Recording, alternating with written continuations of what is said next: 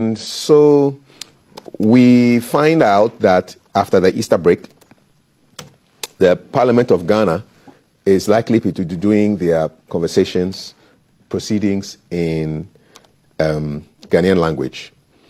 And this has come about because of a couple of reasons. So let me just read a story, and then I'll get on the lines and speak with our guest, who I'm sure has a lot to say about this. So Parliament is set to introduce the use of Ghanaian languages on the floor of the House as a means to promote Ghanaian culture and safeguard it from potential extinction. So the initiative is scheduled to commence during the second meeting of the fourth session of the 8th Parliament.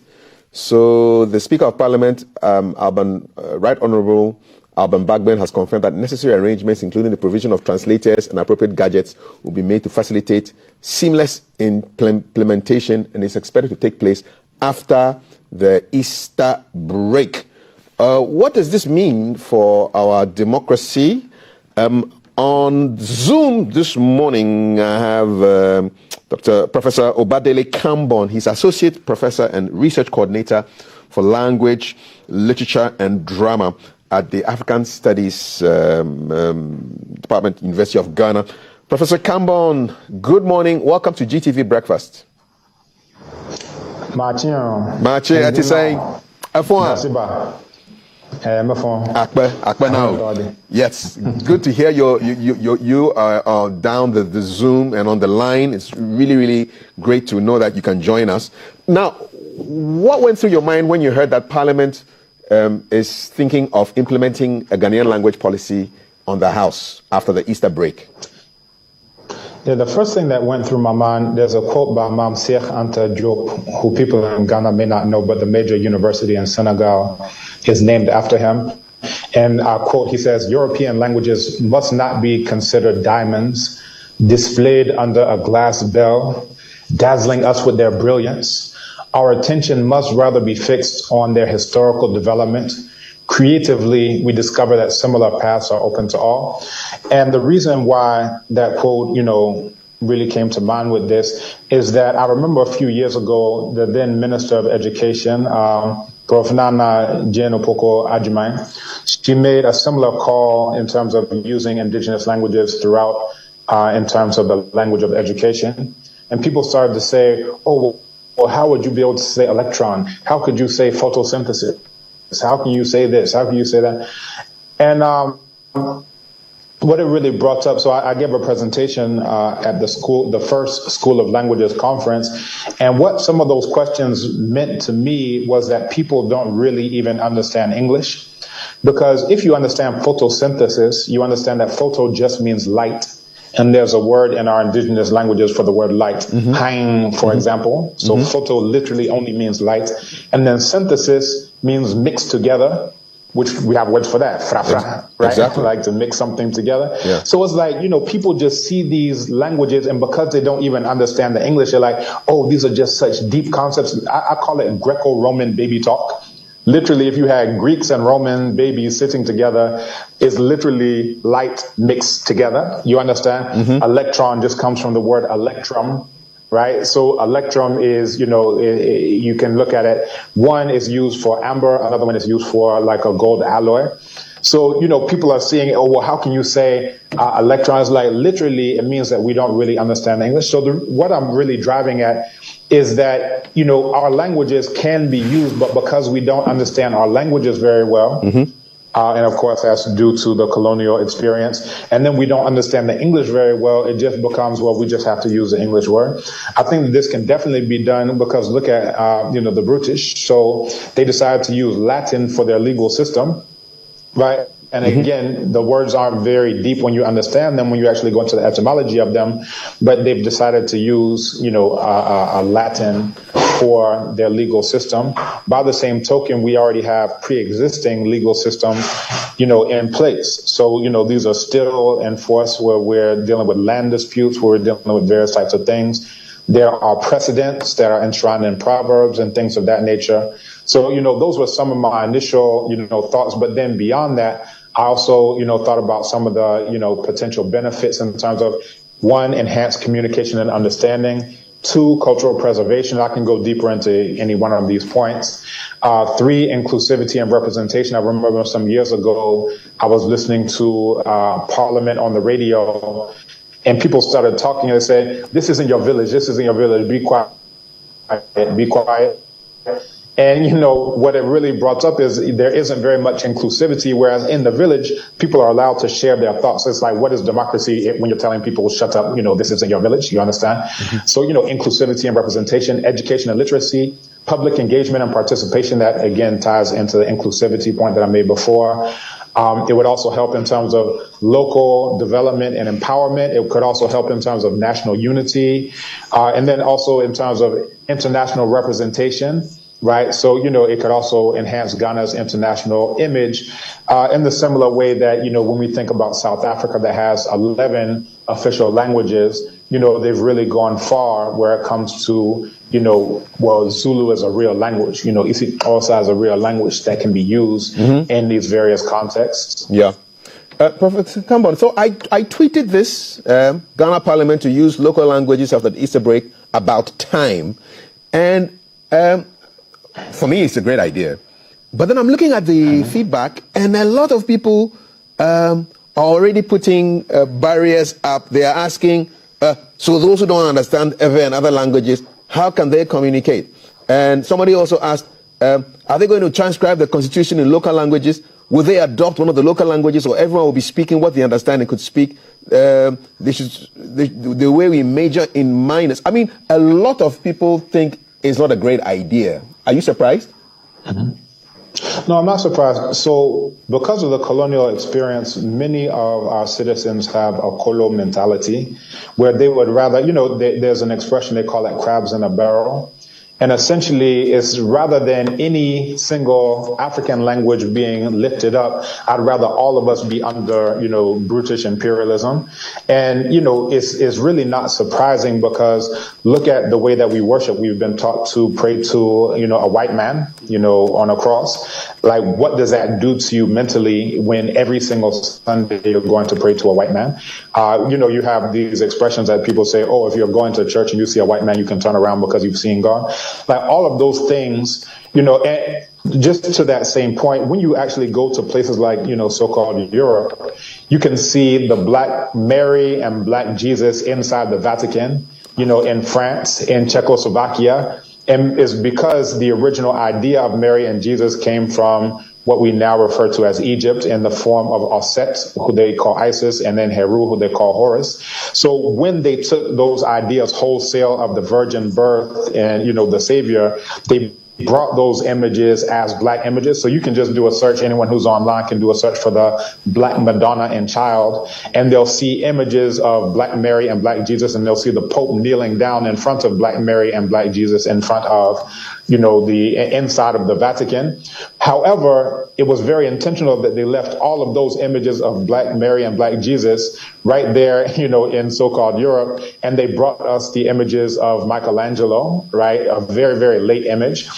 And it's because they had work that they planned to do in terms of the mentality of Africans.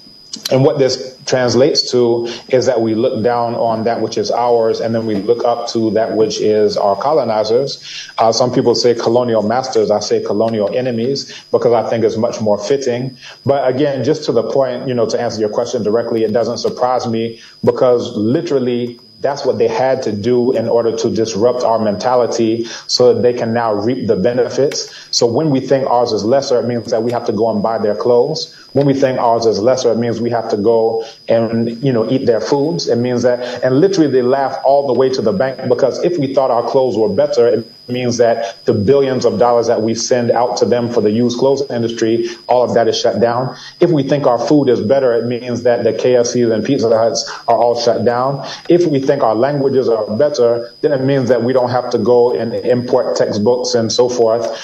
So, literally what they've done, and there's a quote by psychologist Nana Amos Wilson. He says, if you want to understand any problem, don't look at who suffers from the problem, look at who benefits from the problem. And it's very clear that our colonial enemies have benefited from the mentality that they've implanted in us because all we do is export millions, if not billions of dollars and euros and, everything else you can imagine to them in order to get to, the quote unquote standards that they've set for us. So, and Parliament is very clear about this, that they will permit the use of Ghanaian languages as far as you have translators and interpreters and the technology for it. But a lot of people still think it's not necessary. And I'm thinking in terms of conversations around inclusivity, because if a member of Parliament is elected to the House, that person is representing people from a particular area of Ghana who may not be proficient in the English language. Correct? Exactly. Yeah. And that's the point. And this is why, when people talk about corruption, essentially we've taken the, colonial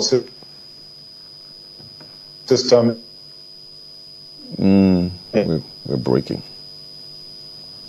And just and now we've taken black people and put them in there. And because of the English language as a barrier, they're still not beholden to the very constituents that they have, because the constituents don't even understand. Does your grandmother understand, legal procedure? Does your grandmother understand constitutional law in English? You understand? Much less, our parents and so forth and so on, much less, those in my generation and younger. So, essentially what happens is that the language serves as a barrier where they can do the exact same things that we complain about. We talk about corruption and so forth. If you don't have to answer to anyone, it would take someone of extremely high moral character to just decide, well, these people don't know what I'm doing or whether or not I'm serving their interests. They don't even understand the language that we're speaking. Let me just, do whatever I'm going to do. And that's what often tends to be the case. However, if people could understand what they're saying in Parliament, the laws that they're passing, what they're signing on for, what they're voting for, then they could hold them to account. They could actually be in their office, on Monday and say, oh, that thing that you passed, we understand this and we don't want that, for our constituency. We don't want that, for our district, for our municipality. They could actually have some input. But those who are in power often, those who are placed there just to do, the things that are going on right now that they don't have to answer to anyone. So, I think that there are certain interests who don't want the languages, the indigenous languages to be used, because if the indigenous languages are used, they would actually be held accountable. But as long as they are using English, no one can hold them accountable, because people don't even understand what's going on. All they understand is, well, once every, however many years you come and give us T-shirts and money at a rally, and okay, well, I guess that's good enough for me. Professor Campbell, so I'm reading through some of the reactions, and some are afraid that there's going to be like the imposition of one or a couple of Ghanaian languages to the detriment of others. What's your view on that? Yeah, so I think that we can look at some of the advantages and then also the challenges and considerations in the South Africa case, because they've actually gone very far on this. They have 11 official languages that can be used in courts, that can be used, so forth and so on, in education. So we can look at some of the things that, are going on there in terms of what is the pathway forward for this. Because they've chosen, to have 11 official languages, it means that there wasn't one single language that was privileged. So you would think, well, in South Africa, everyone knows about the Zulu. So, it's going to be, Zulu, obviously.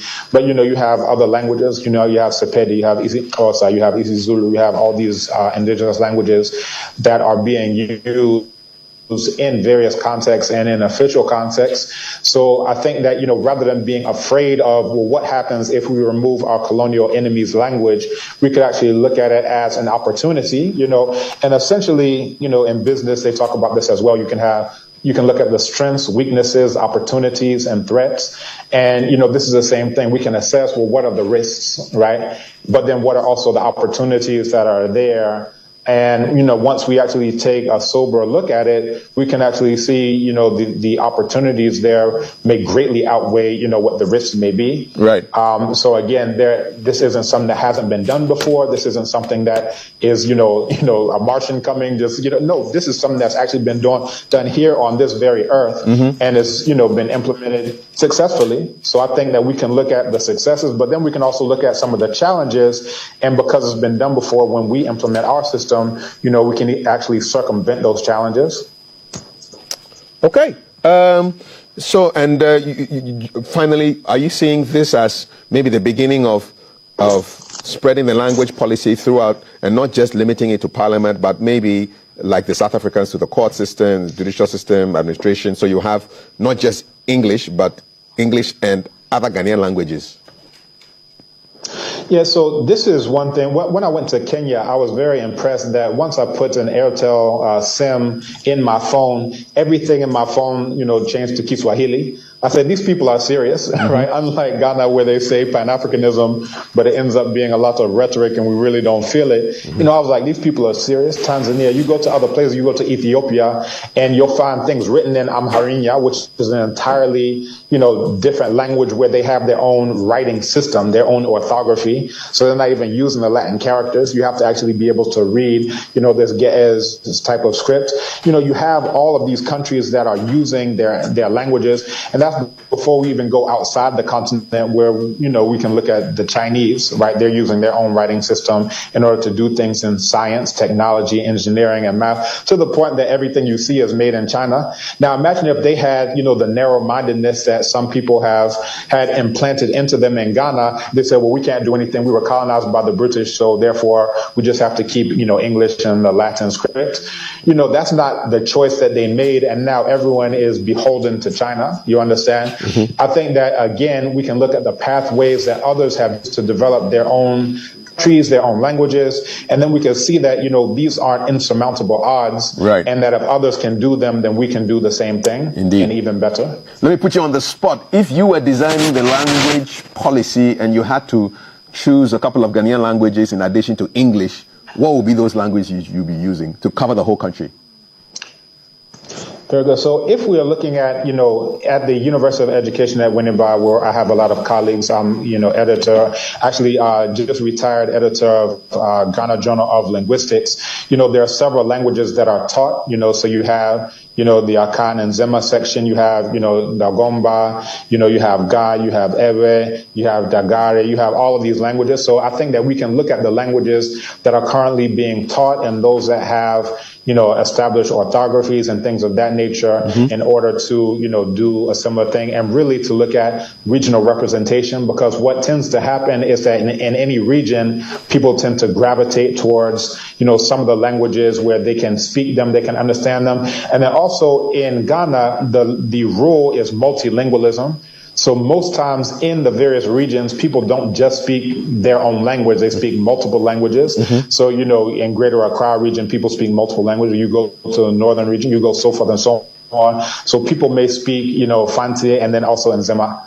They may speak Ga, but then they, grew up in Nima, so then they may also even know Hausa, they may know Akan, and so forth and so on. So I think we can look at those languages that, all of the regions are represented, right? And then, just implement that multilingual policy. And I think that that's where we can have the greatest good done for the greatest amount of people. Okay, so Professor Kambon Oyadon Medasi Akpe Empire, thank you. Yes, sir. Thank you so much.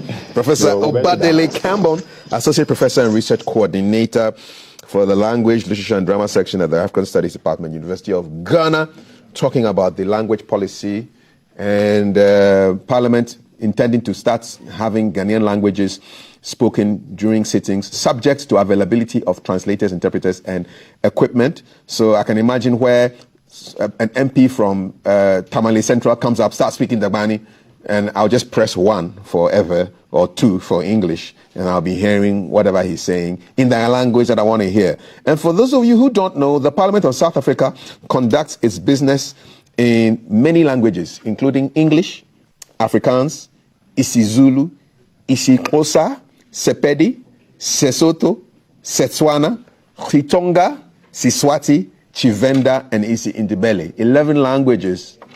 It's possible. The next segment is about music, and coming up next, we have Osborne Abodovi, who is going to be on with Valerie for music and just inspiration. Stick around, don't go anywhere. This is GTV Breakfast.